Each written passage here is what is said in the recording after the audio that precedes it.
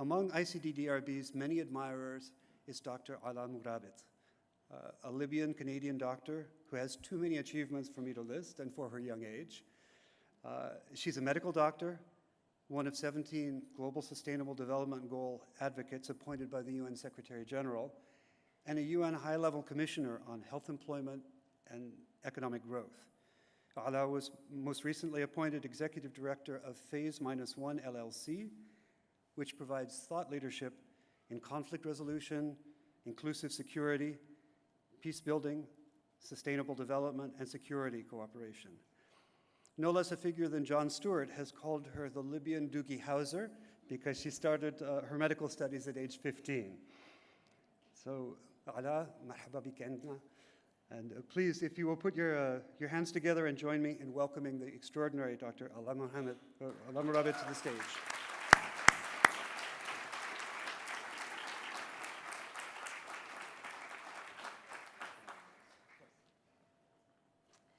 So I'll just take, no, I'm kidding. I actually do think it would be good to get, this is like, where is Waldo? So I was actually quite excited earlier today when I heard that many of you, this is your first time at this prize symposium, it's also mine, and I had hoped that meant that expectations might be a little low. And then all the other previous speakers came, and I realized that I can no longer bank on that. So I have to do a good job. But it's quite serendipitous that I get to be here today. In Arabic, we have a word called qadr, which means fate. And, you know, I think there's a lot of fate that brought us all into this room. For me, it's the fact that it is my two great loves and passions and purposes in life, health and peace building. And I'm honored, actually, quite honored, that Maggie and her team, who have put a wonderful event together, have chosen to award and support an organization that I think has done often overlooked but completely incredible work. And I don't think we realize in our own lives just how powerful it is on the ground. Now, my love of health came before I did, to be quite frank. In order to explain, I'll have to take you to a very, very far, far away place called Saskatoon, Saskatchewan, Canada, little middle of the prairie town. And my mom, who is the mother of 11 children, of which I am number 6, so the perfect middle child, and I emphasize perfect for obvious reasons, had been in labor. It was a cold winter morning in October of 1989, and she tried to call my dad. My dad is a surgeon and was at the hospital, and she couldn't reach him. So my 3-year-old older sister picked up the phone, called 911, and they did not come in time. So my mother had me in Canada in her bedroom. And I find that to be an incredible part of my story, even though I wasn't quite there yet. Simply because every day in my work, I now go around the world and see what it looks like for women in the midst of childbirth, what the options are and what the realities are.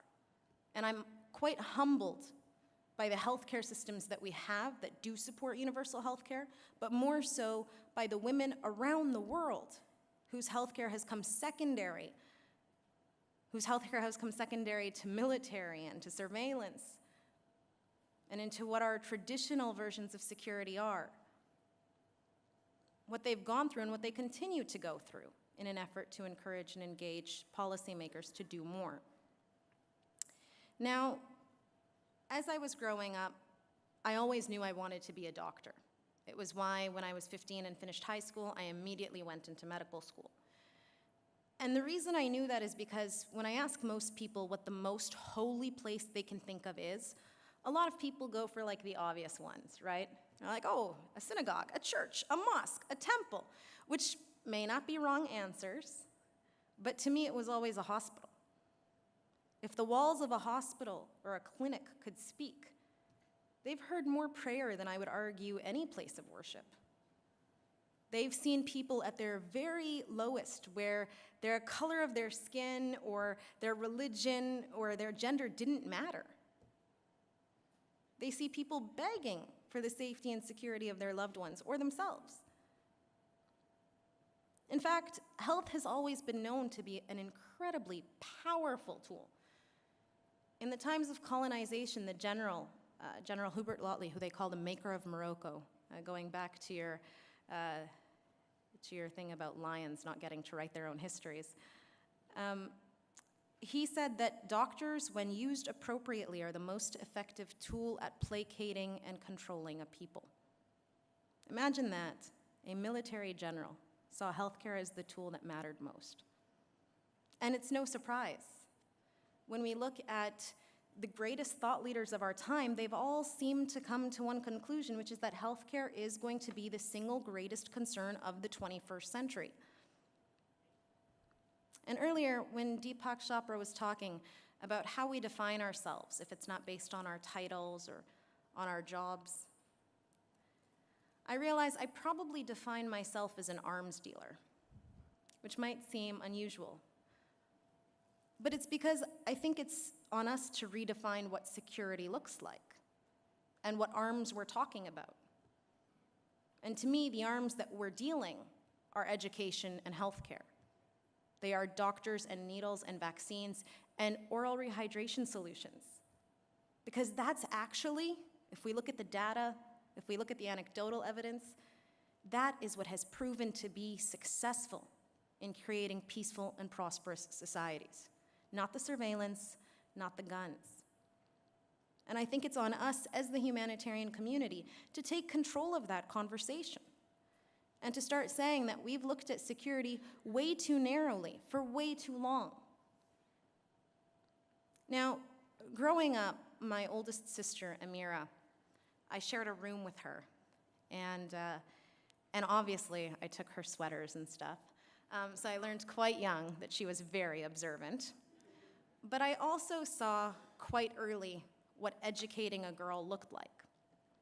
I have 5 sisters and 5 brothers, so we outnumber the boys by 1, which I like to call strategy and success. And growing up, my dad never defined anything based on gender. It was truly based on who did better at school. And, no surprise, that was obviously us. But my oldest sister, Amira, finished medical school, got accepted into medical school at 19, and went on to become a plastic surgeon. And I remember growing up and seeing her. And it was never a foreign idea to me to go into medicine. It was never a foreign idea for me that women could be mothers like my mother or could be plastic surgeons like my sister. In fact, when people often ask, what's your role model? What's the first view of leadership? I say my mom, and I say my sister, for 2 very different reasons. My mother was the commander-in-chief, no doubt about it. She did not have Twitter, which I argue made her more effective, not less. But she was the Minister of Finance and Transportation. She made sure all 11 kids had everything they needed to have every single day, because my dad, having been an immigrant, spent most of his day at work in order to provide for us. And so from her, I saw what organization looked like. From her, I saw what empowering other people looked like. And when one of my sisters said, I'm going to be a plastic surgeon, my mom said, great. When I told my mom when I was 12, I had 2 life dreams, always. One, well, except for this stint when I was 12 years old where I said I was going to be an astronaut, a chef astronaut, don't ask how it works. And my mom's response to that, which I actually have to question, was, great, I'll pack you lunch.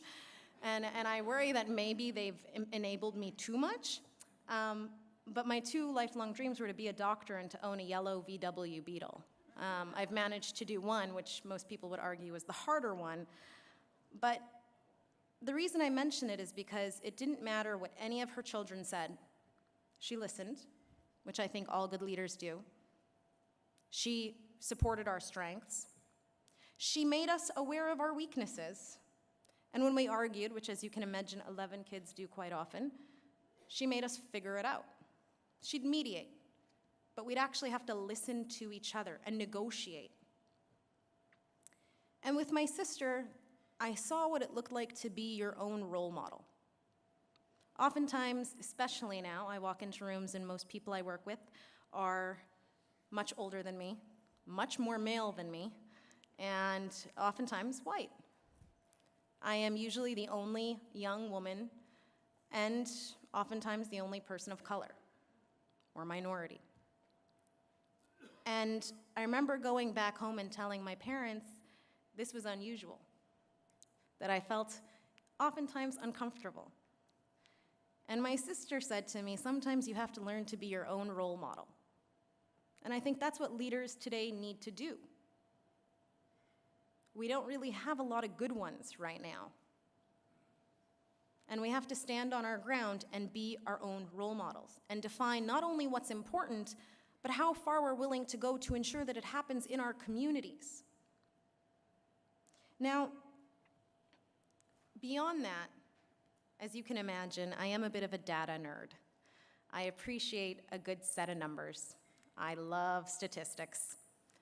And I think stories can be incredibly powerful, but to me, so can numbers. When we talk, and we've heard today about climate change and the impact it's going to have on the refugee crisis and on displacement. And we've talked about healthcare. We've talked about peace building and humanitarian and development work around the world. And one thing we have failed to emphasize overwhelmingly is that there is a very simple answer. It's going to sound like I'm oversimplifying things, but genuinely, it is the education and investment in girls and women.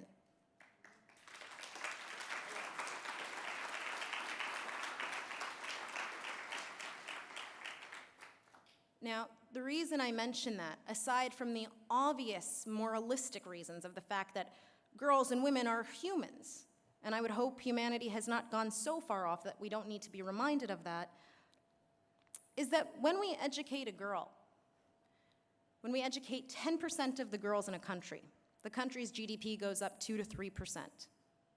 If we were to equally educate and employ girls and women around the world, we would have a greater economic growth than China and India combined. When we talk about the Sustainable Development Goals and the investment we're going to need in them, believe me, that pays for it and then some. When we talk about the employment of women, when women are employed, they return 90% of their income into their communities and country. That means better infrastructure, better schools, better hospitals. Now, I don't mean to put men on the spot, but I kind of do. They reinvest 35 to 40%. When a girl is educated, she gets married much later. She has less kids. She's more likely to vaccinate her kids. And in fact, in Paul Hawken's Drawdown, which is the most comprehensive study of climate change action, many people thought the answer would be cool new energies and technologies. The number 1 and 2 solutions for climate change action today are girls' education and women's reproductive rights.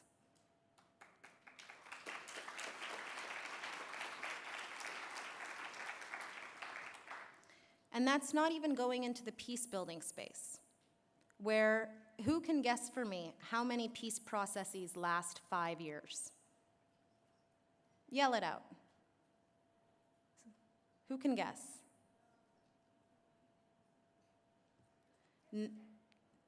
Close.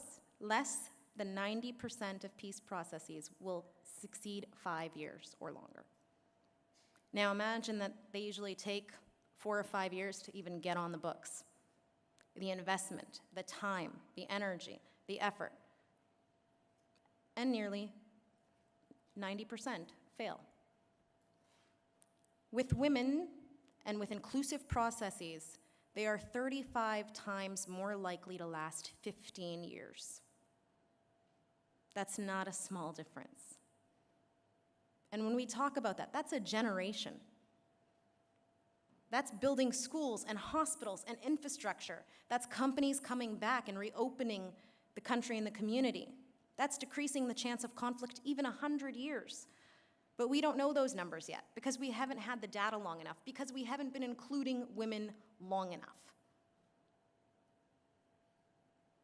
Now, the reason I mention that we in this room are all arms dealers is because for every person in this room, health is security, and education is security, and equality, as we've heard earlier, is security. I'm preaching to the choir when I say those are statistically, anecdotally, the building blocks of a prosperous and successful society. Last week, I was in Bangladesh at the Kutupalong camp, the Rohingya camp. I had been invited by the Ministry of Defense to speak about UN peacekeeping, and they were very gracious and ensured that I could have some days to be at the camp and to speak to women. When I started my organization, The Voice of Libyan Women, at the age of 21 in my final year of medical school, I started it predominantly to speak with women on sexual violence and conflict and rape as a weapon of war. And that has always been one of my single greatest passions, is ensuring that women, who I think are equally soldiers in conflict, have a voice, and that it's amplified, and that it impacts our policies and our procedures. And at this camp, we got to meet a group of survivors multiple times, but one in particular which stuck with me, because there was a young woman named Maryam, whose birthday is only 2 days apart from mine, the same year. And Maryam had traveled for nearly 15 days. She had 4 kids. And when I asked her why she came, most of the women and men in the camp, when telling you their story, are incredibly somber. There's often not a lot of emotion. And when I asked Maryam, she broke down almost immediately. And she said she had come because her husband in the middle of the night had been taken, had been arrested. They had come into her home. And after that, they started beating her, and she didn't remember anything else. Except that when she woke up, she was naked, and her son was in the corner crying, her 8-year-old son, and came and held her. And she said, beyond the pain, it was the recognition that this happened in front of my young children. So she got up, she collected her children, and she came to the camp. And at the camp, she had to live with another family, because in order to build your home, you need power, you need capability. Her body was weak, and she has 4 young children. And she would wait in their distribution line for rice and for the plastic tarps they're given as shelter, because she didn't want the family they were staying with to see her and her kids as a burden. And I get to go to camps often and to countries often. And I think that has been the most powerful telling, not only because of what happened to her, but when I asked her, what would you like the world to know? What can I take from here? She didn't ask, as most people often do, for food or security or justice or to return home. She said, I want you to go to the UN, to your family, to your colleagues, to everyone, and tell them you could be me. And that's the fact of the matter. We could be her. If my mother had been in Zawiya, Libya, where she had been living only 10 years earlier and had me there, I don't know if my story would have turned out the same. The fact of the matter is we could be her. And it really, in my opinion, does not matter what your political views are, or what your socioeconomic status is, or what gender you are, or what sexual orientation you ascribe to. It should not matter when we see people fleeing from conflict, when we see children dying of dehydration. None of that should even come into our conscious. It should just be the reality that this is human. You can have your political differences, but the safety and protection and support for women and children and people around the world should be a non-negotiable. And the fact that our political dialogue has entered a space where we can negotiate women's reproductive rights or a girl's right to education, I think is something that, yeah, we need to realign our moral compasses. Now, ICDDRB, got it on my first time, that's a lie, I've been practicing that for a very long time, has done incredible work. And I think the reason I emphasize so much the importance of educating women and employing women is because all the work that ICDDRB has done is indicative of the fact that they realize that peace building is not about surveillance and guns, but it's about the protection and support of women and children. It's a different kind of peace building. It's a local peace building. Yes, 50 million lives have not been lost. That's the scientific end of it. But if we look at the collateral, if we look at everything else they've been able to transform, if we look at the fact that most conflicts are actually caused by food insecurity and water insecurity and health outbreaks, we recognize that their impact has probably been so much bigger than we can even realize. It's one of the reasons that I'm incredibly honored to be here today, mainly because I will fully take credit for giving them this prize. I had nothing to do with it, but this is all on me now. But it's the fact that I think the humanitarian community and the development community, I think it's time we get into the hard conversations. I think it's time we start talking about where money is going. The fact that our defense budgets are 10 times our healthcare, education, and infrastructure budgets. I think it's time we step into those rooms and we say, hey, look at these organizations that are on the ground, transforming the world, stopping conflict before it happens. It's time we start investing in them. Now, I'm going to wrap up by saying something that a good friend and colleague of mine said. She had been a fellow medical student with me, and she had asked me when I started my organization, why on earth would you leave medicine to talk about women's rights? And I thought that she was being facetious. So I said, well, what do you mean? I mean, why wouldn't I? She said, well, as a doctor, you can do so much more for women. You can be the one to help them deliver safely. You can be the one to go to young girls and say, hey, this is what you can do.